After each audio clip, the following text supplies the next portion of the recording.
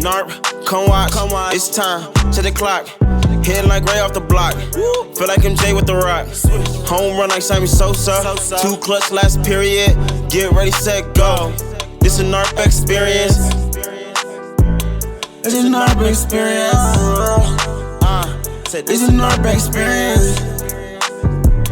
This a NARP experience.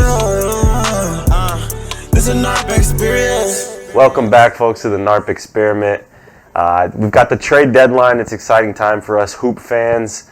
Me and Dex got about the top 9 potential trade targets here at this year's deadline, and we're just going to run through them. We're going to go off right off the bat. We're going to be quick with all these guys. Just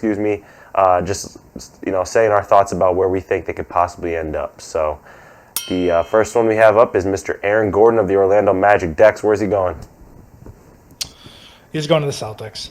The asking price has changed. Initially, it was, I don't know if this was the asking price or just what was being talked about, but it was 2 firsts, Marcus Smart for Aaron Gordon, and then Fournier into their trade exception for the Celtics. But apparently that's changed to now a first rounder and a young player. So I don't know exactly what the details will be, but if you had to ask me, I'd say Gordon's going to end up on the Celtics. And I'd say a sleeper team to watch out for him would be the Blazers. Yep, I was going to say the Blazers is my pick as well. And I'll actually throw out one more sleeper team just because they might have the salary and the young players to make it happen.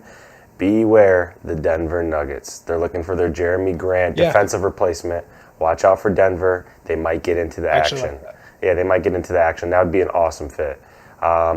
Moving on, we are heading to Toronto, the North. We're going to look at Kyle Lowry. A lot of teams looking for a point guard like him.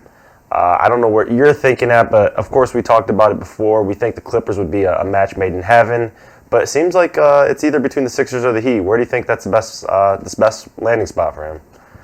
I think the best spot for Lowry is the Sixers, because I think the Sixers would have to give up less crucial players to their rotation to land Lowry, as opposed to the Heat would have to give up Harrow. And even though he's been having a bad year going forward, obviously they're going to want to hang out.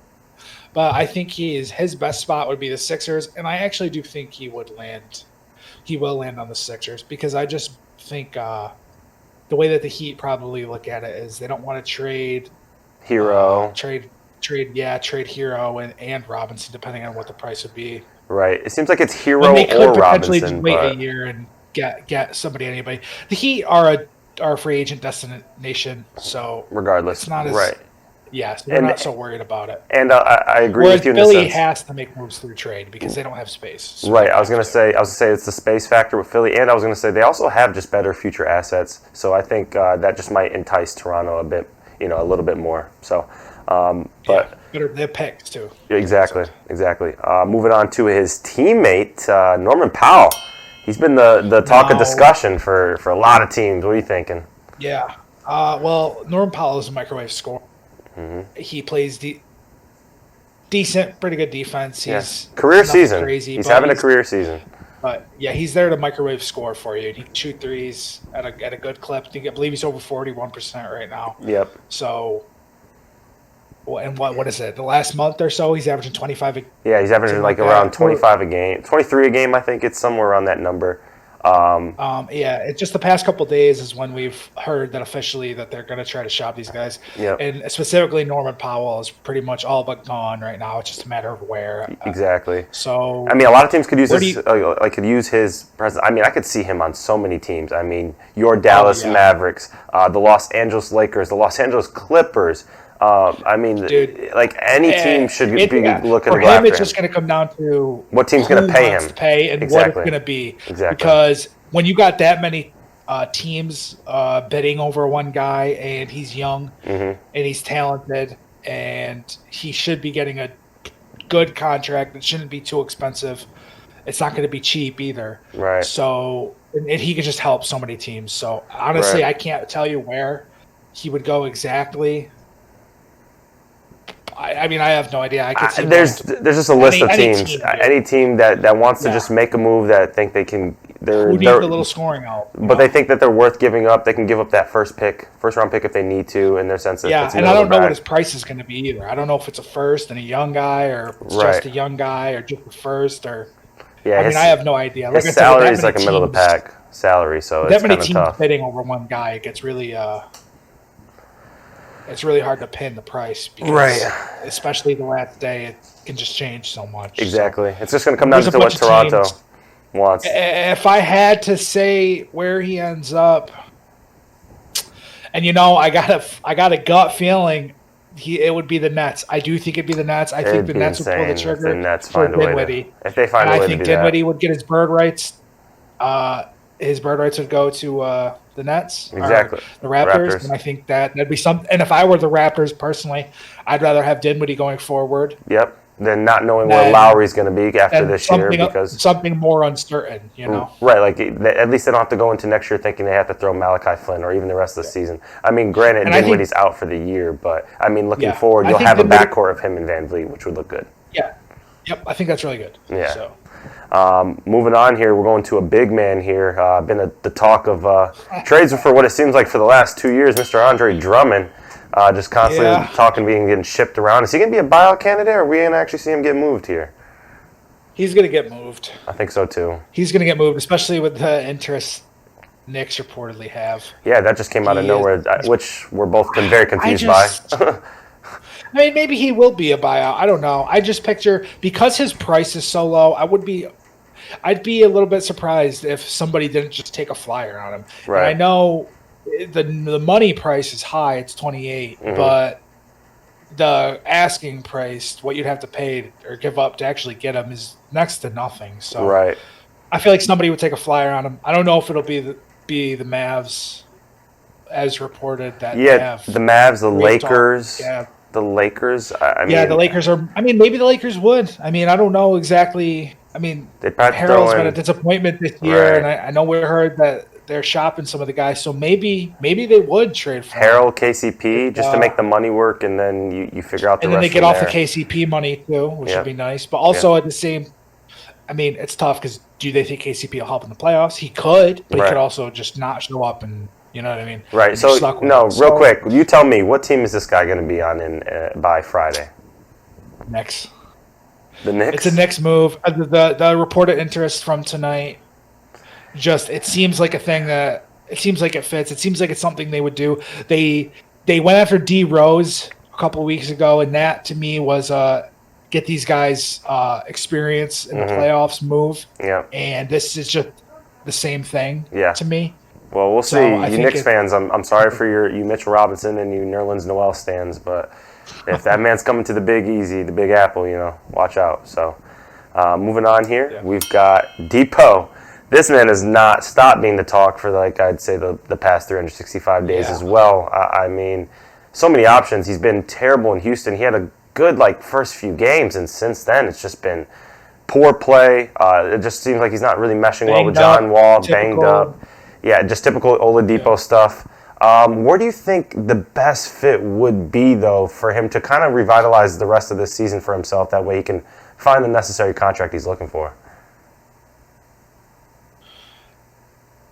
Oh, man. See, it would all depend on what he gets traded for. And I don't know exactly what it would be, but I think the Warriors would be a really good spot for him to end up on. I don't know if it would be Oubre going out and him coming in.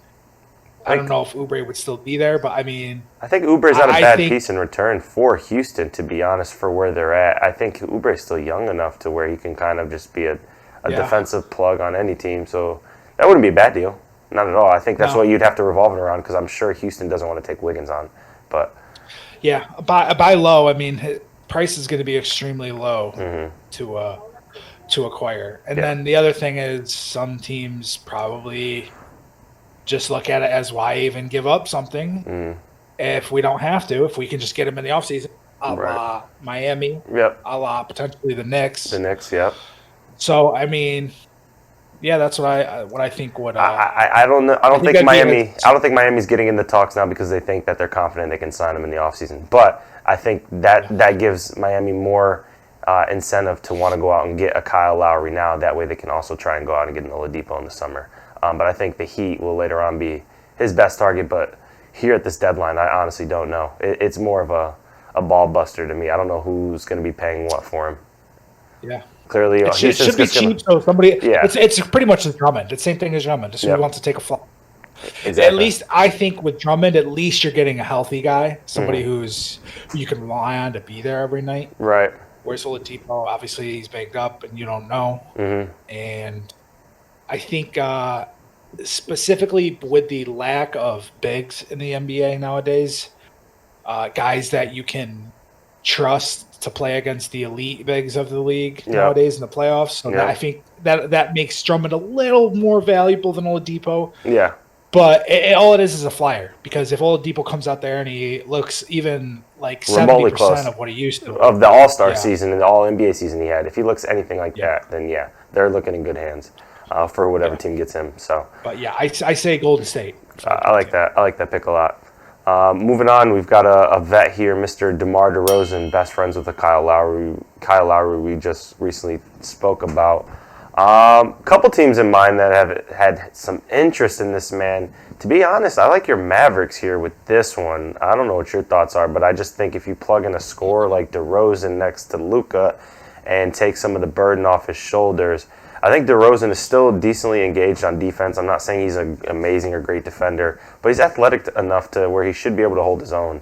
I think Dallas would be a good spot, a good landing spot for him, especially to take Dallas over the top there to be one of the top 4 seeds in the West. Yeah, a lot of talk. Apparently, I saw this report today. I don't remember who. I don't even know if anyone was quoted on it. It was one of those Central, something like that. Yeah. One of the Twitters that doesn't always add credit. Yeah, it doesn't have real sources or real credit. It was that DeRozan would prefer to go east. Okay. If he could. So, I mean, I just spitballing. He'd probably want to win now. I mean, especially after leaving Toronto and then they win a ring, that's got to sting a little bit. For sure. He probably wants to get one for himself. So if he wants to go east, win, I mean, we're really looking at one of the 5 between Boston, Milwaukee, Philly, Miami, Brooklyn.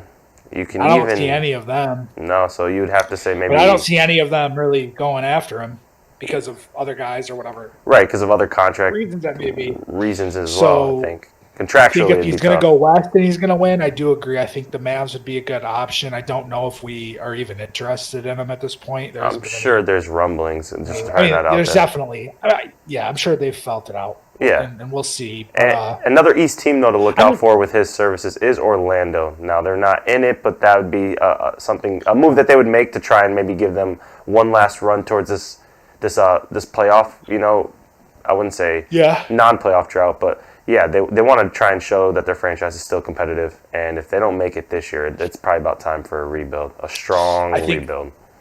Yeah, I wouldn't be surprised if they did, but I think they just need to tank this year. I think another team would be Denver to look for him to go to. I like that as well. Just another little scoring punch. Have like a third scoring option. Not going to play a lot of defense for him, but right. Little scoring punch between Murray and Jokic. That'd be nice. Yeah, because Murray still has those games where he's small. Yep. And, Jokic and DeRozan would definitely be able to help minimize some of that effect. Oh, that'd be a lot of nice mid-range pick and roll game. Here's the thing. What if DeRozan's a buyout guy? Yeah. What if DeRozan's buyout guy? Then all of a sudden, his market just exploded. If DeRozan becomes a buyout guy, watch the Lakers. It's the Lakers. Literally every single team in the NBA is probably like, we're gonna give this guy a call. He's too good to be that. I think he's gonna get another max contract, if not full max, close to it. Right. For like 3-4 years, something like that. After this, so he's only 31 still. So right. He's still got a little juice in the tank. I think he's still got at least 3-4 years of really good basketball. Like 3 years. Yeah, at least. But every team would definitely be calling for his services. Wow. But moving on here, we've got Mr. Lonzo Ball entering restricted free agency. He thinks he's worth roughly around $20 million a year. It seems like the Pelicans are pretty mutual with moving on from him. It seems like they don't want to pay him that this offseason. So What team is best suited to give this man an offer sheet? There's been a lot of suitors out there, Dex. I mean, what is your initial thoughts? I mean, I feel probably the same as you do, just a hunch. And that would be the Bulls. The Bulls? Just there's been so much noise. Yeah. About Chicago even needing that since the point guard of the draft. future, right? Yeah. So, yeah, I think the Bulls are going to be it. I don't know what the price is going to be.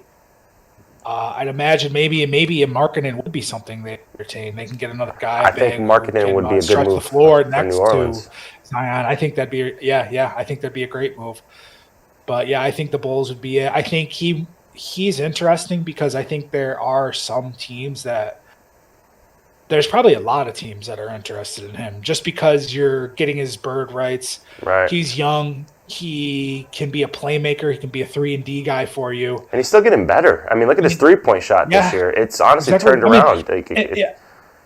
He could take 2 significant jumps over the next 2 years. Right. And his and defense already keeps him on the floor. His defense already is what solidifies him to be such a good player as it is. Two Did you see the Magic Johnson comments that he has the highest IQ? Oh, I'm the sure. Highest basketball IQ of any point guard in the league. Oh, I'm sure. And we'd probably agree because the way that man sees the floor is unreal. I don't know if it was a cherry picked or something from when he was drafted, but maybe. I'm sure. I mean, they've got a little bit of connection. He did draft him. But 2 sleeper teams I've got. I wouldn't really call them necessarily sleepers, but 2 teams that will get involved are the Clippers and the Knicks.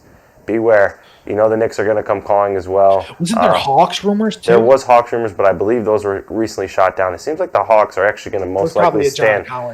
It seems like the Hawks are most likely going to stand put. It seems like Collins is off the market, at least for the rest of this year. Maybe they'll look into a sign and trade this offseason, but watch out for the Knicks and the Clippers. The Clippers are still looking for their point guard of the future, and they might be looking into Lonzo's services as well, bring him back to the LA area. But we'll see. And moving on here, we've got LaMarcus Aldridge, another Spur. He might be a buyout candidate. He might not be. We'll see what teams are willing to pay for him. But the man said he's trying to win. He's trying to go to a contending team now. If I see this man somehow get bought out and he goes to the Brooklyn Nets, I'm done. I'm over it. I'm probably not watching the playoffs this year. It's going to go to LA. I think LA or Miami. Miami's still an option, it seems like, because years ago he did take a meeting with Pat Riley before he signed with the Spurs. So I do know he does like what the Heat organization brings to the table. Didn't he take a meeting with the Sun too? He did take a meeting with the Suns as well, which wouldn't be bad either, because that'd be a nice backup center next to Saric off the bench. They'll have Cam Johnson as well. You don't have to rely on Saric to play your 5. Exactly. You're a backup for 8 minutes. And then you can give Cam Johnson some different areas on the floor as well. That would definitely be a good look. But, I mean, he's got a lot of suitors. Even if he goes to one of the LA teams, they'll take him in as well, I'm sure. Yeah. Yeah, I mean, he's a buyout. He's going to be a buyout guy, most likely. I'd say 95% sure. And when you're a buyout guy and you're just somebody who is as talented as Aldridge, obviously he's older now. But, I mean, when you're a buyout guy and you're a minimum, you're better than a minimum contract. There's more. So right. Teams that come calling is going to be way more. For sure. And you'd fit as a minimum guy, which is typically an end of the bench type of player. You're better than that, so you'll fit on almost any team as exactly. Like an 8-9 guy, no matter what. And especially there's going to be, when you know you have a lot of teams calling your services, you know you'll fit into whichever team you go to, because a lot of teams are clearly looking for your mold to solidify their playoff aspirations. So it'll be interesting for LaMarcus, because I think he's going to have a huge market as well, especially if he hits that buyout. And this is our last one right here. A little bit of not as much talk around this one, but Mr. Harrison Barnes of the Sacramento Kings. There's a chance he gets moved, but we'll see. I mean, the Kings are just, I don't really know how to discuss the Kings. I feel like we do this every time. I don't know. Man. They're the Kings. They're getting there, though. They got Halliburton. They got 2 now. They got Fox and Halliburton. So they got 2. They do, but Bagley? It's taken them 27 years, but they've got 2. Bagley looks like he's no longer a super or a future player. He might be on his way out tomorrow, too. I mean, they offered him to my Pistons for Sadiq Bey, and I'm glad we said, hell no. Yeah. Sadiq Bey will be on the all-team rookie team, so that's for sure. The optics of that, of getting rid of him for Sadiq, and nothing against Sadiq, I love him. And I think he's going to play 15 years in the league and be good, all 15, 3-and-D, reliable. Yep. Perfect wing player. Yep. Really perfect role player. Yeah. But the optics of getting rid of him, the number 2 overall pick. You passed up on Luka. Yep. For the was Sadiq the 18th pick? Yeah, he was the 18th pick. 18th for the pick. 18th pick. Ugh. Yep. That's not a good look. It's a different ownership at Sacramento. It is, and there's a lot of different factors from who drafted we're getting him to off now. point. We're getting for off sure. Harrison Barnes. The Celtics have been linked to him. Who else? I think this. I just mentioned them last time. Suns. I think Suns would be a super good fit for him. I like the Suns. Yep. I got one more West Coast team real quick. I got one more. Then you can make your Suns point. But how about this? The Denver Nuggets. I know we're talking about them as the Nuggets as sleepers for like some defensive presence. I like them for the Blazers too. Yep. I mean, yeah, I like him for every team. You're gonna like him for 6'8" wing, 3-and-D wing, exactly. Handle. To make a little playmaker. Yep. He's got great size, can guard multiple positions. Every team would want Harrison Barnes on their team. It's just that contract. He's a you don't winner. Want. He is a winner. Yeah. And he's won at the highest level before. It's just you don't want that contract on your burden. No. But if you can get off some of your other, terrible money and not too many assets to get a Harrison Barnes. If you're throwing in a pick, I mean, yeah, yeah, exactly. And that's why it's contenders. Teams who have the money on their books right now and they want to win now are going to be the teams who try to get Harrison Barnes because you're just trying to win right now. You're not trying to keep your books open for the next hour because you're adding Harrison Barnes. He is your part of your championship window. Margin. Exactly. Yes. Exactly. And that's what you're trying to do here. So I think the Suns are a really good team for him. I think the Celtics, if I had to bet where he ends up, I would say the Suns, though. The Suns? Yeah, I like either the Blazers. I like the Blazers or the Celtics. I could see either or happen, especially if the Blazers strike out with Aaron Gordon. I'm sure they'll get into the Barnes. I was going to say, too, I wouldn't be surprised either if the Blazers came out of left field and just just had some crazy offer, 2 firsts or something like that. Yeah, just so that they could solidify it. Swap in 2 seconds or something to just solidify him and something else just to get Aaron Gordon, and then I could see the Barnes going to the Celtics for Tristan Thompson and some other maybe stuff, some filler, whatever else it would require. So I wouldn't be surprised if that happened either. No, I'm with you there. But that'll do it. Those are our top 9 prospects we think will be moved here within the next 24 hours. The deadline, depending on when you're listening to this, it is released tomorrow, I should say on Thursday at noon. So you guys will be hearing this throughout the trade deadline day. I'm sure there's a lot of moves happening, but stay tuned with us. We're going to be keeping up the tabs with it the entire time, and thanks for tuning in. Thanks for tuning in to the NARP Experiment. Please hit a like and subscribe on your way out. We'll see you next game. Home run like Sammy Sosa. 2 clutch last period. Get ready, set, go. This is NARP experience. This is NARP experience. This is NARP experience. This is NARP experience. This is NARP experience.